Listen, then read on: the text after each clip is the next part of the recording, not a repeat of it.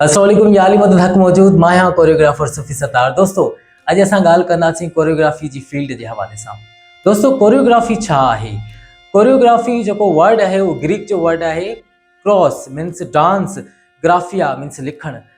Dance खे लिखण त न थींदो पर डांस खे तरतीब ॾियण या डांस खे स्टेप बाय स्टेप ठाहे करे कंहिं सॉन्ग जे मथां उनखे कोरियोग्राफ करे ऐं कंहिं जे अॻियां पेश करणु, कंहिं ॾाढो अॻियां नृत्य करे उहा शइ पेश करणु, उनखे चइबो आहे कोरियोग्राफी। ऐं मां डांस कोरियोग्राफर आहियां ऐं सिंधी कोरियोग्राफी कयां थो। उन सां गॾोगॾु जेको आहे सो क्लासिकल इंडियन कथक बि कयां थो। कथक जेको वर्ड आहे जेको इंडियन जेके बुक्स आहिनि, जेके हिन जा पाक किताब आहिनि, महाभारत रामायण, उन में हिकिड़ी ॿोली आहे संस्कृत ॿोली। इहो वर्ड जेको आहे सो उन्हनि मां वरितलु आहे।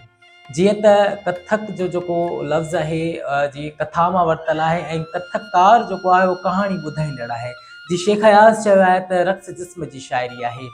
जीअं त हिन कम खे मां सिखियो आहे पंहिंजो ऑनलाइन, जेके असांजा इंडिया जा ख़ान साहब आहिनि उन्हनि जेको आहे सो ऑनलाइन ट्यूटर्स रखिया। उन खां गॾोगॾु मूंखे 14 साल थी विया आहिनि हिन कम खे कंदे।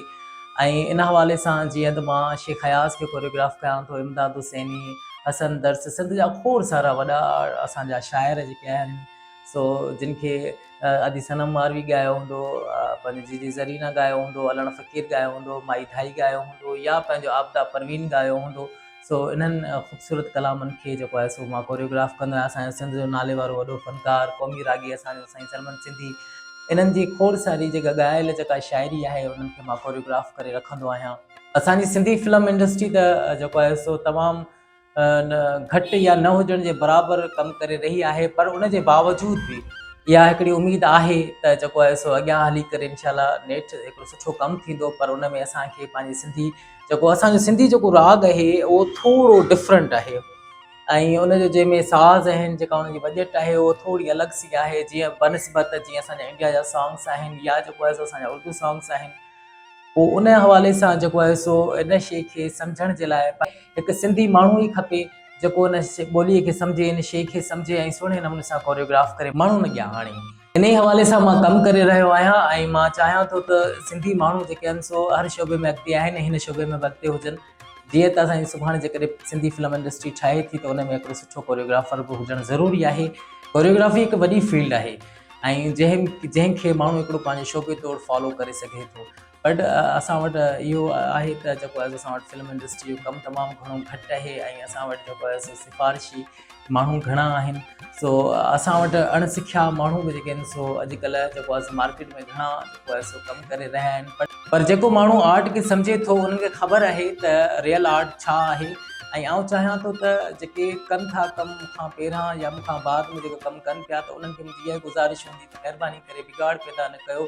तव्हां सिखो, सिखी करे अचो ऐं सुठे नमूने सां माण्हुनि खे सुठी नॉलेज ऐं सुठो कमु, सुठी ॼाण ॾियो। उन सां इहो थींदो जो असां इंटरनेशनली बि किथे बि वेंदासीं परफॉर्म करण जे लाइ त उते ईअं केरु असांखे न चवंदो त तव्हां जेको आहे सो कयो था उहो कमु तव्हांजो सही न आहे। सो उमेद आहे तव्हांखे पसंदि ईंदो। इहो सॼो मुंहिंजो नंढो सो हिकिड़ो इंट्रो हुयो ऐं हुन सां गॾोगॾु मां पंहिंजी कुझु क्लिप्स पंहिंजी शेयर कयां पोइ पंहिंजे कम जूं जेके मूं सिंधी शाइरी परफॉर्म कयो आहे, ज़रूरु ॾिसंदा।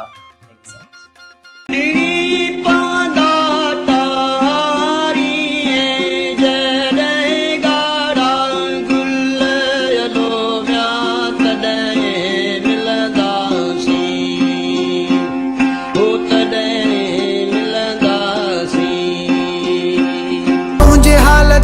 सवाल ते ॻाल्हि छा कजे, गॾु सफ़र में जो मां हुजां त ॿियो नाल छा कजे।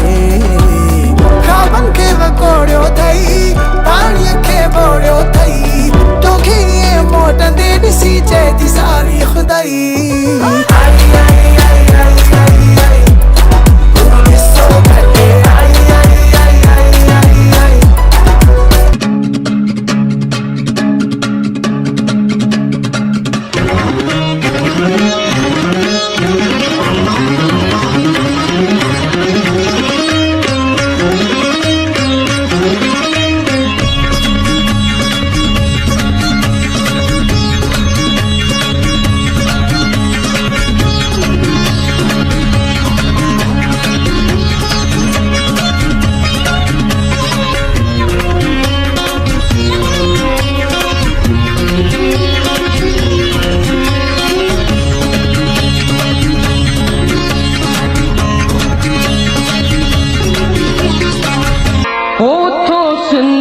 वजा वारिस सिंधुअ खे बचायो उथो सिंधु वजा वारिस सिंधुअ खे बचायो ॿेड़ीअ जो भरियल पूर बेपार पुॼायो ॿेड़ीअ जो भरियल पूर बेपार पुॼायो उथो सिंधु वजा वारिस सिंधुअ खे बचायो उथो सिंधु वजा वारिस सिंधुअ खे बचायो जामियो नकी दीप दिल मां तव्हांजो जामियो न सूरन जे शिदत का शोलो बणियासीं न सिगरेट जो को फुलो थी चढ़ियासीं दुखियासीं जलियासीं अधूरा अधूरा असीं बस रहियासीं अधूरा अधूरा Dance is the answer. Because when you dance and you really get into the dance, you lose yourself. You lose your personality. You forget your name. You forget your job. You forget your status. You forget your future. You forget your past. What you're involved in is the now.